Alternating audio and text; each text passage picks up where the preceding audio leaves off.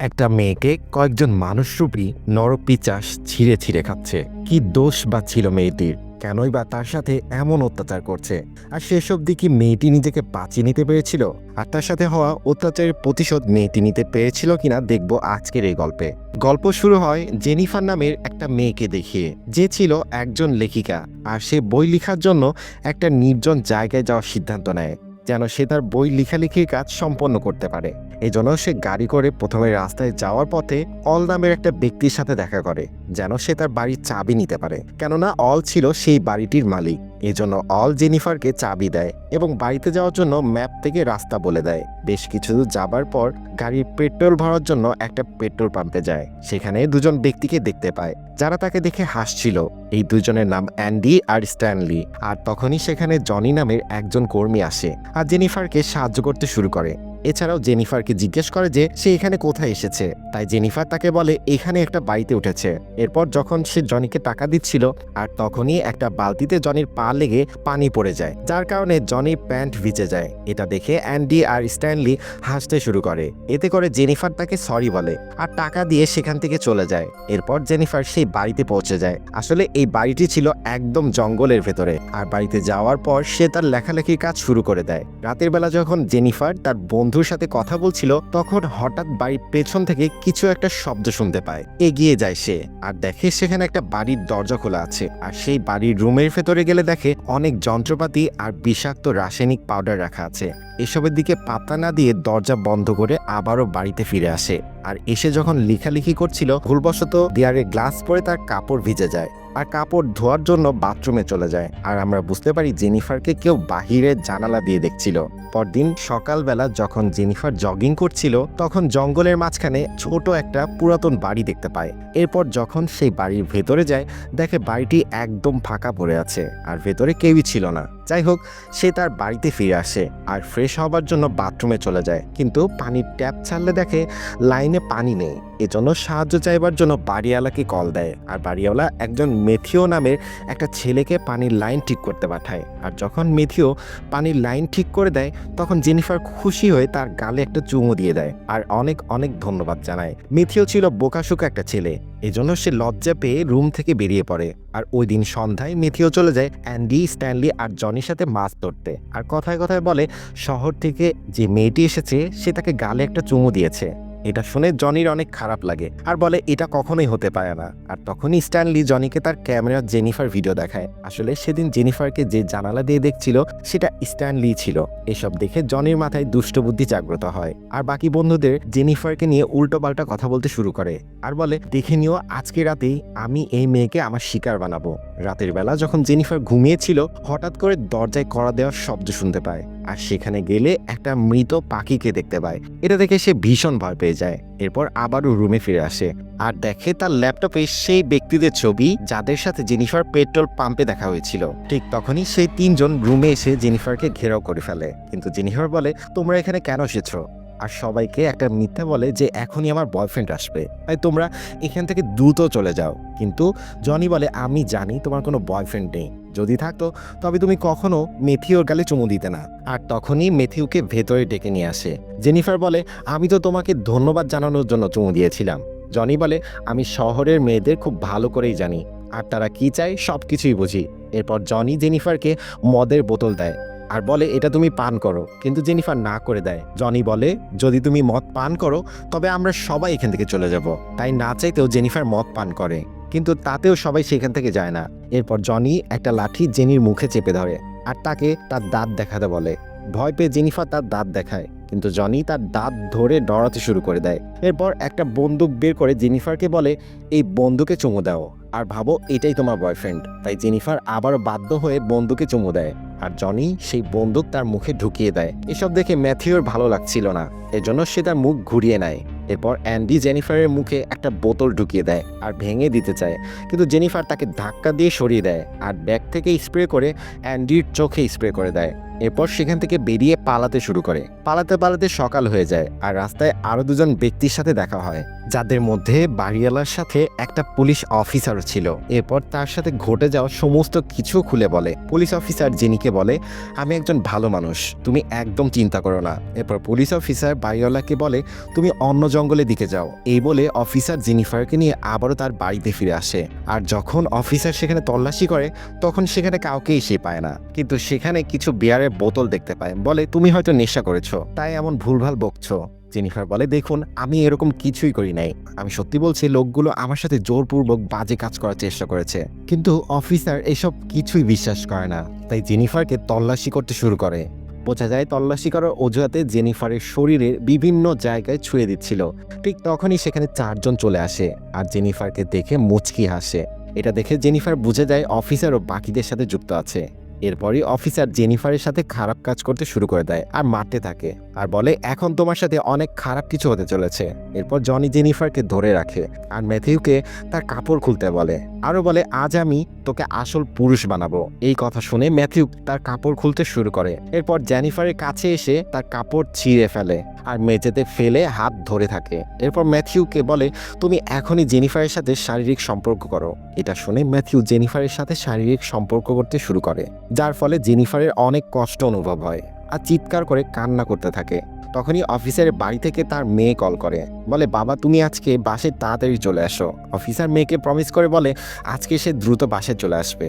এরপর জঘন্য কাজ শেষ করে সবাই সেখান থেকে চলে যায়। তাদের চলে যাওয়ার পর জেনিফার কোনোভাবে উঠে পড়ে আর কোনো প্রকার কাপড় ছাড়াই বাহিরে যেতে শুরু করে। কিন্তু কিছু দূর এগিয়ে যাওয়ার পর সেই 5 জন আবারও তাকে ঘেরাও করে ফেলে, কেননা তাদের মন এখনও ভরছিল না।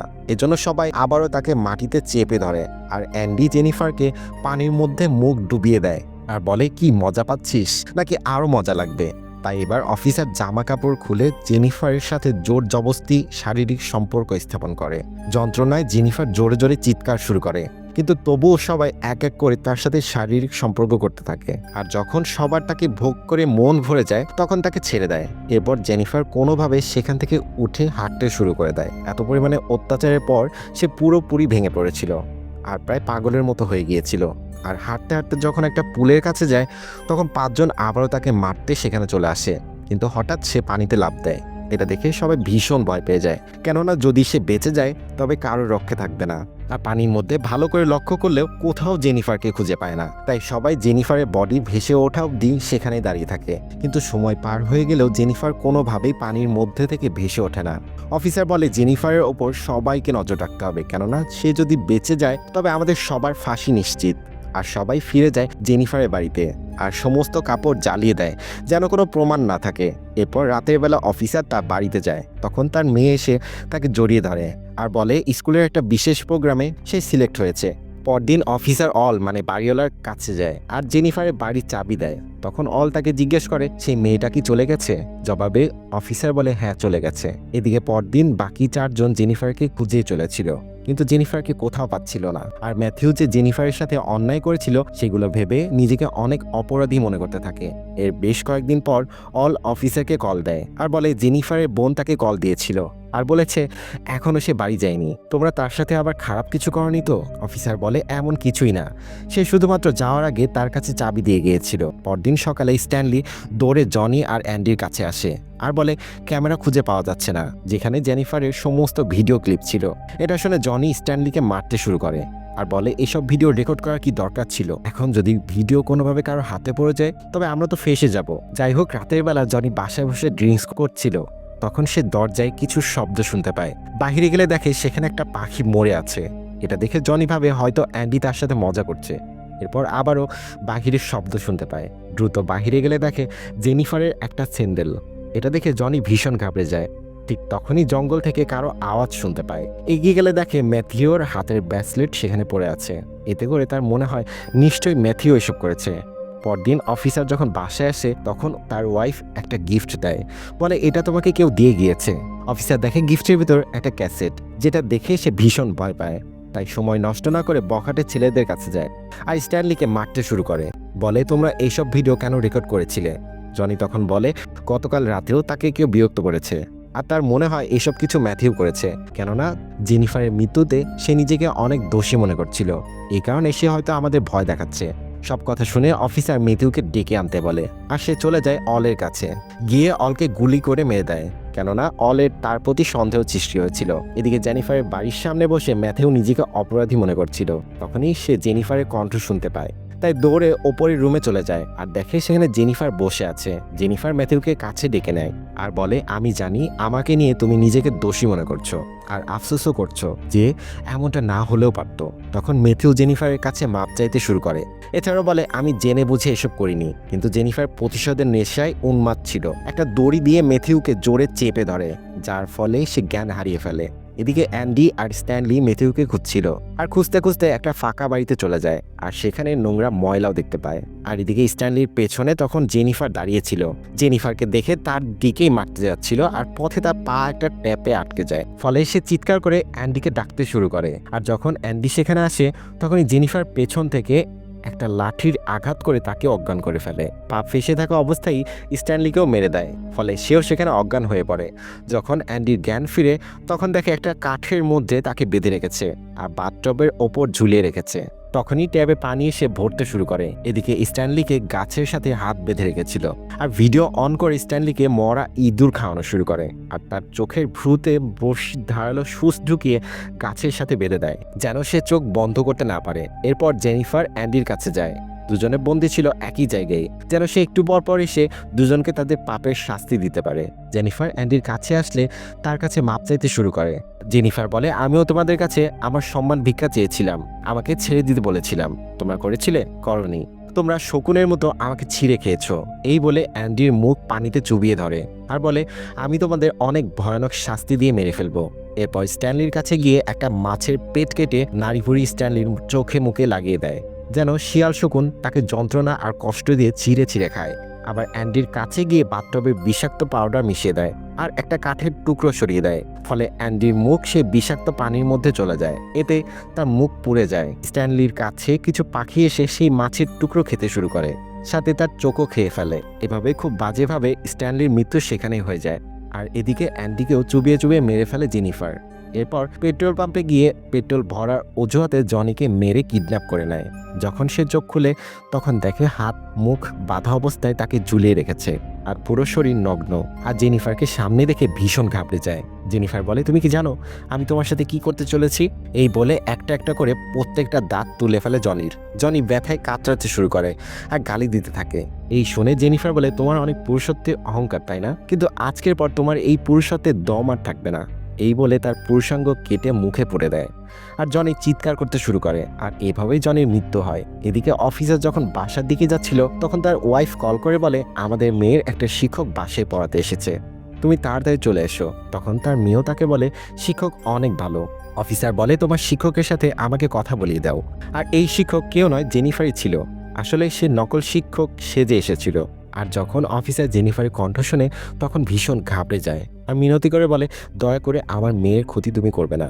কিন্তু জেনিফার কল কেটে দেয় আর অফিসারের মেয়েকে সাথে করে খেলার মাঠে নিয়ে যায়। বাসায় ফিরে আসলে অফিসারের ওয়াইফ বলে, শিক্ষক আমাদের মেয়েকে একটা খেলার মাঠে নিয়ে গিয়েছে। এটা শুনে তাড়াতাড়ি সে খেলার মাঠে চলে আসে আর মেয়েকে খুঁজতে শুরু করে, কিন্তু মেয়েকে খুঁজে পাচ্ছিল না, তাই সেখান থেকে চলে যেতে শুরু করে। তখনই হঠাৎ জেনিফার তার উপর আক্রমণ করে দেয় আর তাকে সাথে করে নিয়ে চলে যায়। আর জ্ঞান ফিরে দেখে তার হাত পা বাঁধা আর পশ্চাৎ দিক দিয়ে বন্দুক ঢুকিয়ে রেখেছে। অফিসার বলে, দয়া করে আমাকে মেরো না, আমাকে ছেড়ে দাও। তখন সেই বন্দুক তার ভিতরে ধাক্কা দিতে শুরু করে, বলে, আমারও ঠিক এমনই লেগেছিল যখন তোমরা আমার সাথে এমন নোংরা কাজ করছিলে। অফিসার জিজ্ঞেস করে, তুমি আমার মেয়ের সাথে কি করেছো?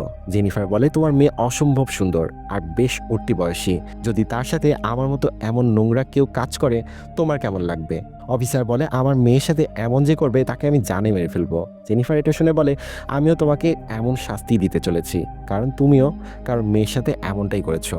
আর একটা দড়ি দিয়ে বন্দুক পয়েন্টে বেঁধে দেয় আরেকটা ম্যাথিউর হাতে। ম্যাথিউ সেখানেই অজ্ঞান অবস্থায় বসেছিল, মানে ম্যাথিউ জ্ঞান ফিরে হাত নড়ালেই বন্দুক একদম পশ্চাৎ দেশ পার হয়ে ম্যাথিউ বরাবর গিয়ে বর্ডার পার করে ফেলবে। এরপর জেনিফার বলে, ম্যাথিউ জেগে গেলেই দুজনেই মারা পড়বে। এই বলে সে বাহিরে গিয়ে বসে থাকে। কিছুক্ষণ পর ম্যাথিউর জ্ঞান ফিরে আসে। অফিসার বলে, তুমি একদম নড়াচড়া করবে না, কিন্তু ম্যাথিউ নড়ে যায়। ফলে বন্দুকের গুলি অফিসারের পশ্চাৎ দিক দিয়ে মুখ চিরে ম্যাথিউর বুকে লাগে। ফলে অফিসার আর ম্যাথিউর মৃত্যু সেখানে হয়ে যায়। সব নরপিচারসুবি মানুষগুলোকে মেরে জেনিফার এবার খুশি হয় কেননা তার সাথে অন্যায় হয়েছে, তার বিচার সে ছাড়া হয়তো কেউ করতে পারতো না। আর যদি এই পিশাচগুলো বেঁচে থাকতো, তার মধ্যে অনেক মেয়ের সাথে এমনটা হতো। আর এভাবে এই গল্প শেষ হয়। তো কেমন লাগলো আজকের এই গল্প? ভালো লাগলে অবশ্যই লাইক করে দিও, আর বন্ধুদের শেয়ার করতে ভুলবে না। দেখা হচ্ছে অন্য কোনো ভিডিওতে। আল্লাহ হাফেজ।